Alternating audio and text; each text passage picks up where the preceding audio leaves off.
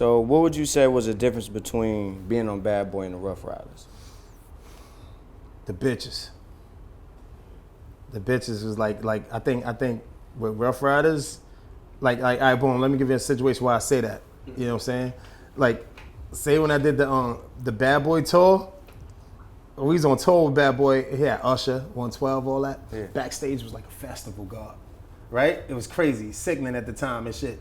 And then we got on, when we did the Ruff Ryder Cash Money tour, it was like, yo, nigga, it was like lockout, like, CO! Like the hallways was all niggas, like real shit floating around in that motherfucker. You know what I'm saying, Snipe? It was like the yard in that motherfucker backstage with the, it was more of a grittier move.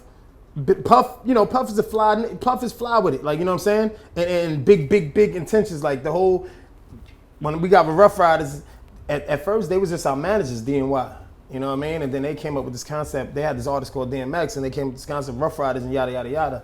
And, that's how that took place. But yeah, I think the lights and the cameras, as far as with Diddy, as opposed to Ruff Ryders, was more bikes, pit bulls.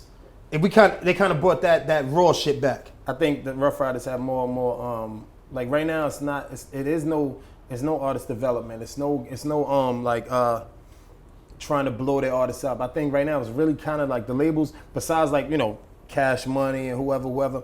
But I think right now these labels are going to whatever city and trying to find who's hot in that city. They're not trying to make artists. They going to find out who's making noise out here in Detroit or Chicago or whatever, and they just grabbing them and putting them on their label. They're not building this artist up from that and turning them into stars. You know what I mean? Ruff Ryders did that. They started as management and went all the way up to that. You know what I mean? Same with Puff and all them back then. They took Big and the Locks from when you ain't know who these three motherfuckers was from Yonkers, New York. You don't know what the fuck Yonkers is.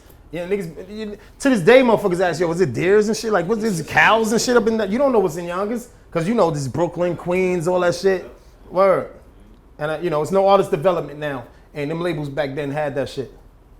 Okay. Big time.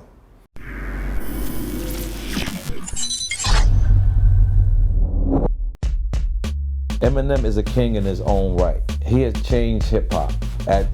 Before Eminem, all the white guys you would probably try to say, and I'm not dissing any of them, but besides the Beastie Boys, was kind of dressing black, was kind of trying to be black. Gucci being the guy that he is, as soon as he would introduce me to somebody else that's big or major or meant something to him, he'll brag about me, but he'll brag the fact that I don't drink, smoke, or cuss, or